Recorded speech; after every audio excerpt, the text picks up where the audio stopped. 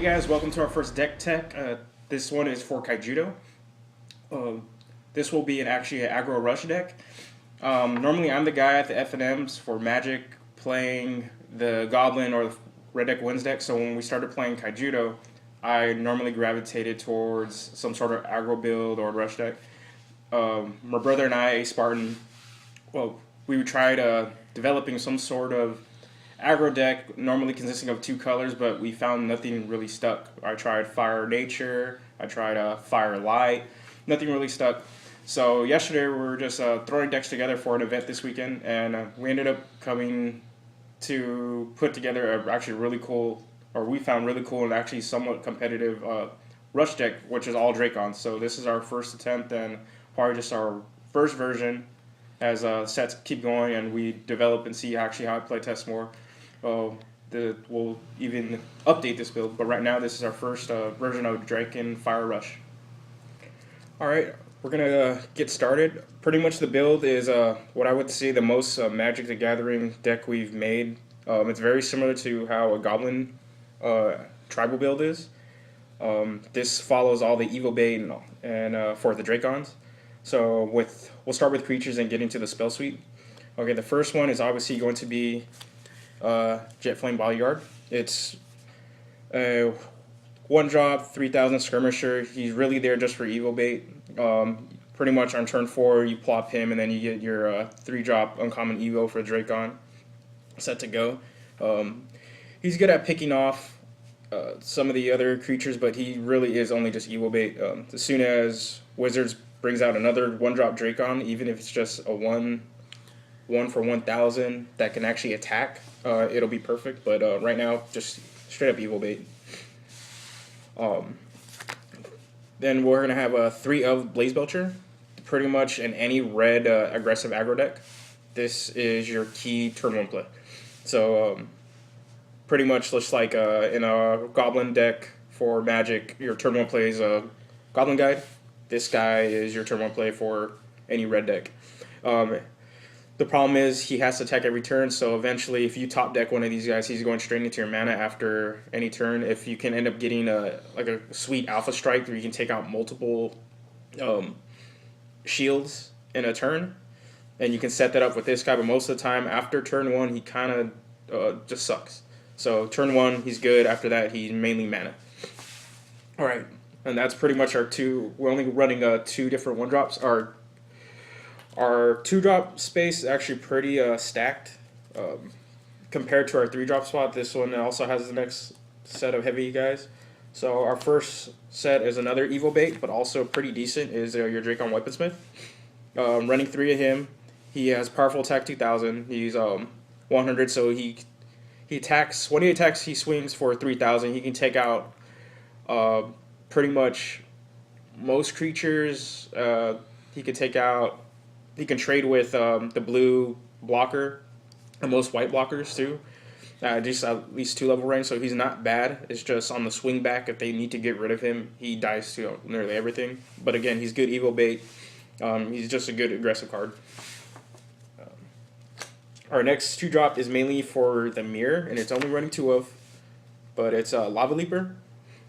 Most guys cannot hit him. He can't be attacked by 3,000 and less, so nobody can trade with him, but he can be blocked by anybody since he's only 1,000 power. He's not a bad top deck if you're just trying to outrush somebody when you just need to drop a bunch of weenies, but at the same time he can be taken out by most things. So yeah, he's pretty good, but not essential.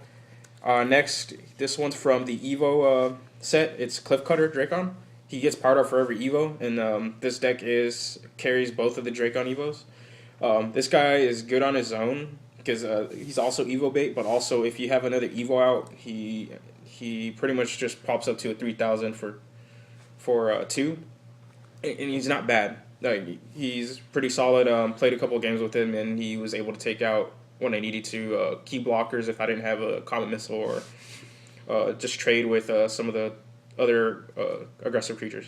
Or he can also take out another 2 or 3 drop from other decks like Aqua Sinachel or Gigastan. So he's pretty good, but conditional.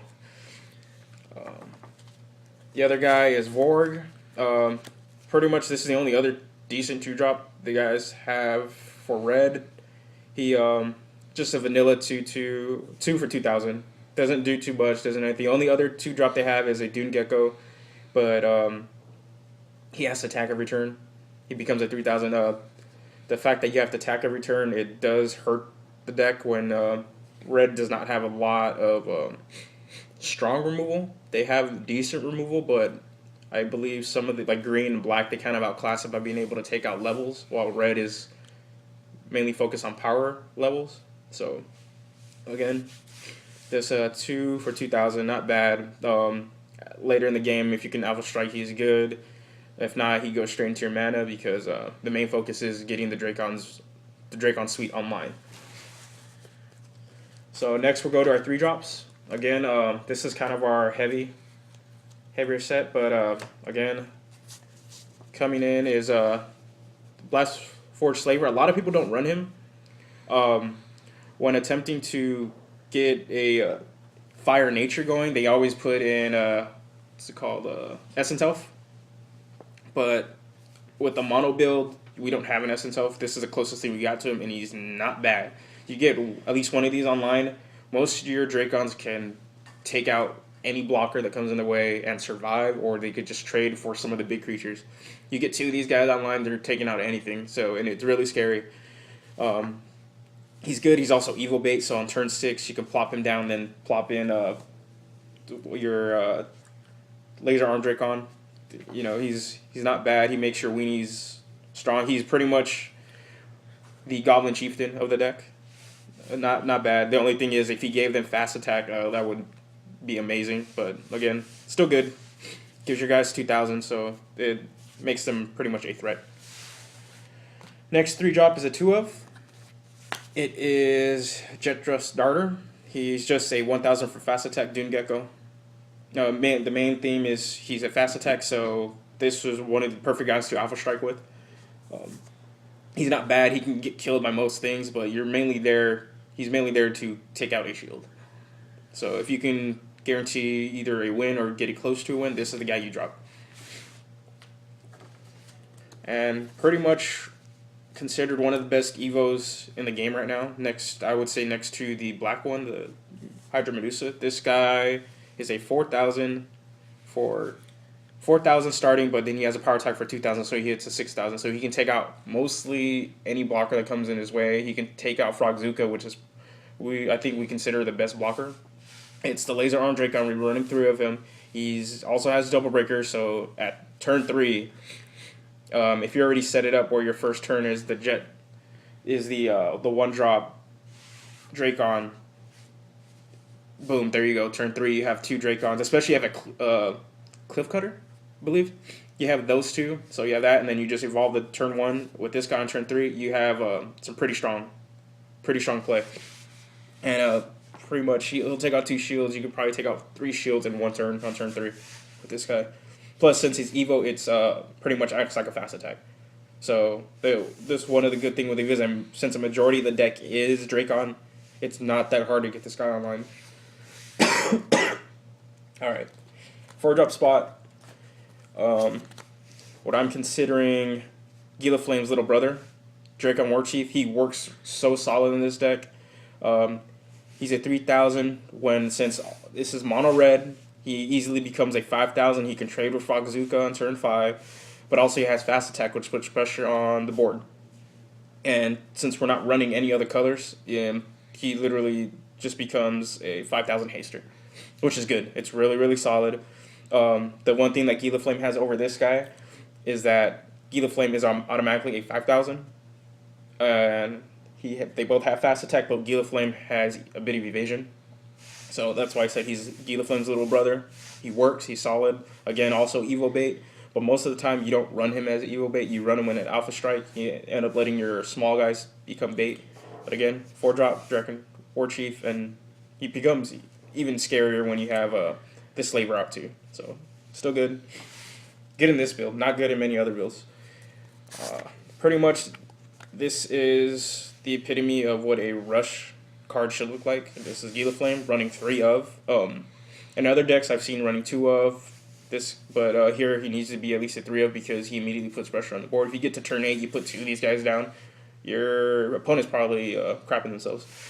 Okay, fast attack, 5,000, and evasion. The only other decks that can really take him out would be a Blurple, since they do have hand manipulation. But other than that, he pretty much dodges almost every removal, unless he shield triggers something. Other than that, he's pretty much a beast on board. He trades with Hydra Medusas, he trades with any other blocker, and then if you get a slave route, he's just going to eat up everything that's in his way. This is pretty much your turn 4 play, if at most. If not, you drop the Dracon Warchief, but he's perfect for offer strikes, he's perfect for just breaking up the board, and then if you don't even need to play him anymore, you can just put him in your mana. But other than that, he's going to be the guy you drop every turn. We don't have a lot of stuff to play beyond it, so this guy we'll see play turn 4 and up. Alright. At 5-drop, we have, for creature-wise, Blastforge Captain. He's not bad. I hardly ever get to use him. His good effect is that he does have fast. Pretty much you Evo, he has a fast attack, so he puts pressure. He is a 4,000. But the thing is, when he swings, he takes out 4,000 and less. But not just one creature. You can take out a whole weenie suite. Say they have 2 1,000 creatures and a 2,000. You can take out 3 creatures at once. He's good for a mini board wipe. But most of the time, the good blockers just miss him. So if they would have brought his attack power to like 3,000 and bumped up the effect to hit 5,000 or less, I think you probably see more play. He's good, but he's not that strong, especially for 5-drop. Considering that Draken, the 3-drop Evo is tons better and cheaper. All right, for the spell suite, it's pretty much the cornerstones for any aggressive red deck, or even most control decks that are running a red. So obviously 3 common missiles, your basic, takes out any blocker, especially white. The white matchup, the light matchup itself is pretty much the hardest. If you're playing somebody that has a rally reserves deck, you're seeing blockers all day. This is one of the rally decks, or one of the ones that we play tested this against, and pretty much it turns into a very grindy game. This card itself can take out the big white drops that are getting in the way. It can take out Frogzuka. It takes out anything. Pretty much, especially if they put out Ravu, the Ravu Evo, I believe, that gives everybody blocker. Takes out Ravu himself. So good for 2. He's very efficient, very strong. I used to run this in my 3-color Kaijudo control deck. I don't anymore, but this, depending on if the meta settles here and we start seeing a lot more blockers, I might even put that back in here. But again, in any rush deck, any aggro deck, this is a staple. Okay. Next up is the Heat Seekers. I'm only running 2. Since it's not shield trigger, it's not really something I would like to run. It's strong. I use this in my control deck. It's still good. I'd say, even though Rock Bite is the same, but it has shield trigger, the fact that this costs 3, you don't have anything to play on turn 3, you can kill off something that's going to be in your way or getting in the way. Especially since most Evos start on between 3 and 5. This guy could kill off bait, especially if you're on the play. Mainly, a lot of what we've been playtesting against, a lot of people set up their Evos within the first 2 turns. If you can get rid of a Giga Stand before they can get off a Hydra Medusa, it's good. There's no point in letting a Giga Stand stay on the field. Also, Aqua Sinachel. These guys all create board presence, especially with Blurple decks. They disrupt your hand, and they also gain hand advantage. So, also with green decks, killing off their guys, even if they send them to the mana field, get them off the field, because their uncommon Evo is ridiculous too. So good, but not a 3-of, 2-of, because sometimes you don't want to see it. Sometimes you need to drop your Drakon. All right. Now we're getting into some of the heavier things. This is mainly to help fight against the grindier games and get rid of stuff that you can't necessarily get rid of. This is 5/5 Tornado Flame, a staple in any fire deck, and a staple in anybody splashing in fire into the decks. shield trigger, so that has a shield blast, takes out mostly anything, can even reach some of the bigger drops. It's 5,000 for 5. It's pretty balanced. It's pretty awesome. Run 3, because as long as you get in a shield, you're pretty much taking out some guy that's bigger than yours. This is an odd choice for what you consider a rush deck, but I think it's a necessity, especially you're fighting rally decks, you're fighting anybody that's running evil bait, and just start to clog up the board with stuff that they can potentially bait. Also, it's good for the mirror. It's barrage, pretty much one of the hardest uncommons to get. Again, shield blast, so even if you have it in the board and they hit, you pretty much can wipe their field. It's a little bit weaker in comparison to Nintendo Grass, but red is more focused on power levels itself and not creature or cost levels. Again, still good though. You may want to drop this down to 1. I dropped 2 because a lot of, at least who I've been playing against, they like to run Evos. This can kill most of their bait. Most of the bait are within the 2,000 range anyways. So, it's perfect to get rid of the mirror for the Evos, and you can swing after that. And also it can save you, especially if they have a whole board. Their board's bigger than yours, and you can just wipe out their whole board. This can turn the game for you completely. It's an odd choice, especially considering this is a rush deck, but it's I think it may be a necessity. Maybe not 2 of. We're gonna keep testing it, but definitely need to have at least 1 in the board. All right, and that's pretty much the deck. By this weekend, we will continue. We will actually post up a match where we have a Kaijudo event coming up, so you're going to see this probably play test at least against a bunch of different decks, probably Blurple at least, also our buddy's Light Nature ramp deck, and maybe some other decks too, possibly a rally deck, so you can see how hard it is to actually fight against a defender only deck. So yeah, we'll bring it to you this weekend. Hope you enjoy. Just let us know what you think about the deck. Also, again, like, comment, subscribe to us. The links will be below. Also, the deck list will be posted in a link below, heading straight to Endless Upkeep. Go check out the site too. Also, add us on Facebook. Again, hope you enjoy. Comment and let us know how you think.